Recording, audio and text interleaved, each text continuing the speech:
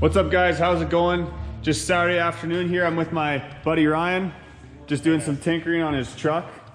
He's got a second gen swap with 363 turbo, is that what it is? Yeah, you betcha. Yeah, we're just kind of tinkering around.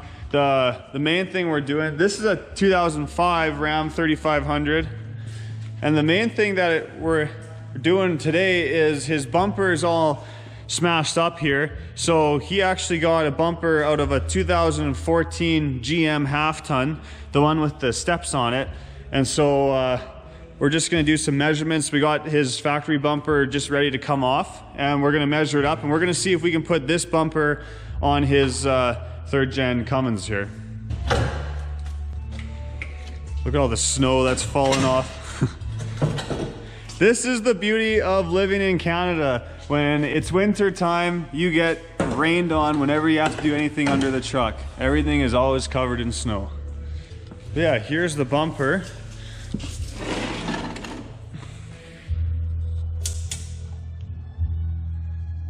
$41 5/8. 41 5/8 for the GM one. 42 5/8. 40. An inch to make up. Yeah, 42 5/8 for this one, so an inch to make up. But Ryan here, he's a journeyman welder, so he can pull rabbits out of hats. Shouldn't be any problem for you, right? No, I'm hoping not.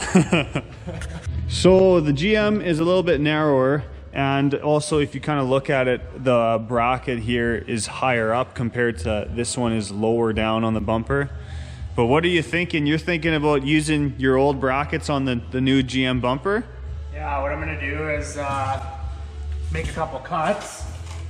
Cut this off here, cut this off here, unbolt my stock brackets off of my stock bumper. And then I'm gonna decide if I want to drill or weld, I guess, to the Chev bumper, depending on how it fits up when it's sitting on the truck. Yeah, so in theory, it should work if we just move these brackets over here and then either drill holes or just weld it on here in the position it needs to be. But I mean, who knows? There could be more issues along with this, but so far, I think it'll work. Bronx, what do you want? You want to go up on here, don't you? Okay, go. Go. You need to take a run at it. Go. Come on. You can do it. Nika can do it. Okay, go. Go. There you go. Okay, so Ryan's gonna cut these off, and then I think we're gonna grab this GM bumper and just kind of hold it up and see if there's any other things or issues we're gonna have to work through.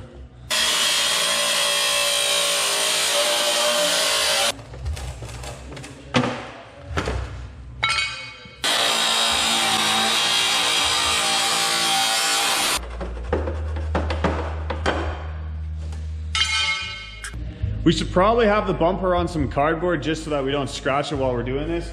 But Ryan said that if this actually works, he's gonna be sanding it down and getting it painted black anyways. So we're not too worried about scratching the chrome up, although it looks like it's holding up just fine anyways.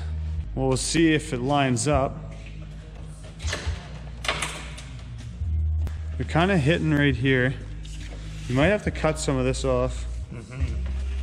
Looks pretty cool though. All right, so you can see here it's touching. So I think what Ryan's gonna do is he's gonna cut kind of right here, cut the metal behind it, and then get rid of this plastic part altogether. So just kind of make a cut like this and down there, and then we can slide it in a little bit more, and then it won't be touching the side of the box here. It's doing that on both sides, so we're gonna have to trim the corners up of the bumper a little bit.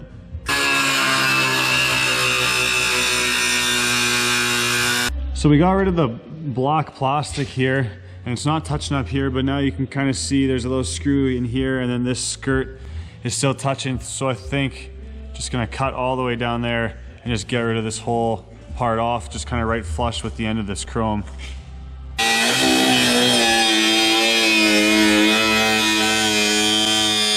Okay, so we've had it on and off a few times. It's just resting in place right now. But as you can see, we kind of cut here and then down. We did that on both sides. Here's this side too. So It looks like it's gonna work so far. We still gotta do some tweaking. I think we're going to throw the tailgate on the truck right now just to kind of see how that's all gonna line up and go from there. Okay, there, the tailgate's on. So open the tailgate for me, Ryan. You can see right here, it's kind of hitting this plastic lip. But right now we have a tape measure just stuck underneath this bumper to hold it up. So we're going, did you just take it out? Yeah. Yeah, so we can actually drop this bumper down and we'll, like what Ryan's doing right now, we'll just have to drop it down a bit. That might be good right there. It's either we drop it down like this or we cut this whole entire plastic strip off so the tailgate doesn't hit it. But can you open it now? It just barely clears it now.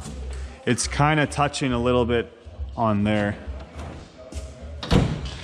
Okay, well, I think we figured out where it's gonna sit. We kind of pulled it back a little bit, so see, I can kind of just fit my finger in there. Same with the other side. This side's a little bit bigger, but we'll just kind of tap in a little tiny bit more. And then it kind of sits a little bit lower than we had it originally, just because we didn't want to cut this piece off, because this piece protects and kind of makes it look nice, and it covers that metal lip behind it. So we want to leave it like this, but now we can open the tailgate and this just barely doesn't touch the tailgate. So we have it just sitting on some jack stands right now. I think we're gonna go under there. We're gonna take these brackets off of the factory one, and we'll go underneath and just kind of hold them up where they gotta go. We'll mark them, then we'll pull this off and we'll weld them up.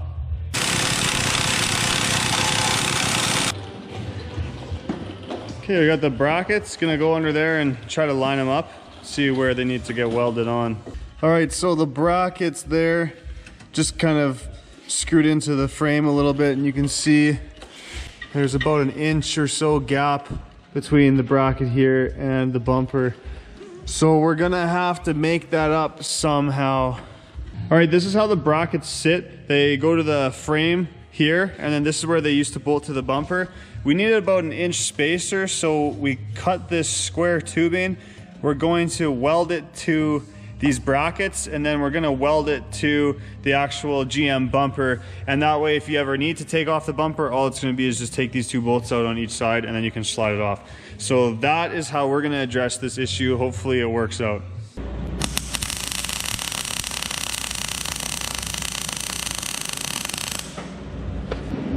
Okay, so this is what one looks like.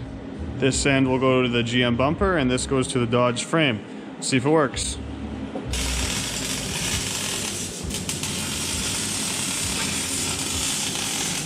We took the bumper off so Ryan could weld it up real nice and didn't have to worry about water dripping on him and stuff like that. So he's just finishing welding on these brackets.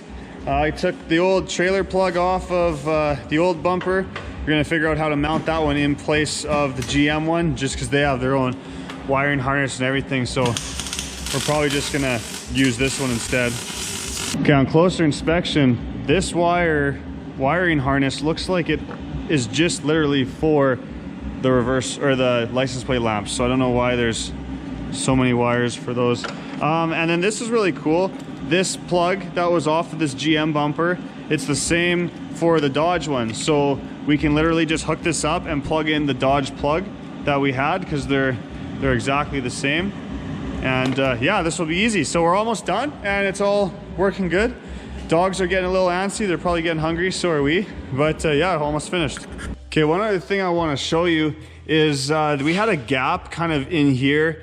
So what was happening is basically if you would step on here, the bumper would flex down. And so what we actually ended up doing is we put spacers in there. But let me show you how we did it. It actually was really easy. All we did was we used 3/4 inch bolts with, I think there's 3 washers there on the top of each one. Then just put a nut on, because there's already holes there for the bolts. And so now it's just resting on the head of those bolts. So when you step on it, it doesn't flex at all. So these are the wires that go to the LED license plate lamps. So what we're gonna do is we're just gonna connect these 2 green ones together and connect these 2 black ones together. And then his factory wires are right here. that lit up his license plate lamps, and we're just gonna connect them together. And so then we should be good. We should have a trailer power plug here, and we should have license plate lights. The bumper is bolted up solid. So yeah, everything is just great. You sick of it yet? A little wet, but A little wet. It actually, I'm pretty happy with the way it turned out. yeah, it hasn't even taken us that long. Let me check the time. It's 5:30, and we probably started this around what, like 1:30, 2? 1:32 o'clock. So a few hours. Look at that, they even work. I thought they were LED lights, but they don't look like LEDs on here. But who cares, they work. Ryan, do you ever drive any gravel roads? Just a few. Just a few? Look at this. All right, so here is the brackets, the finished product. Just got the welds there. I know it isn't the prettiest, but this truck's not going to SEMA.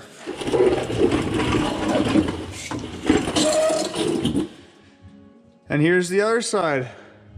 So that's all a guy needs to do. Okay, she's all finished. Ryan, why don't you jump up there and do a little durability test? Oh yeah. Those side steps are pretty sweet. But yeah, so handy. Looks good.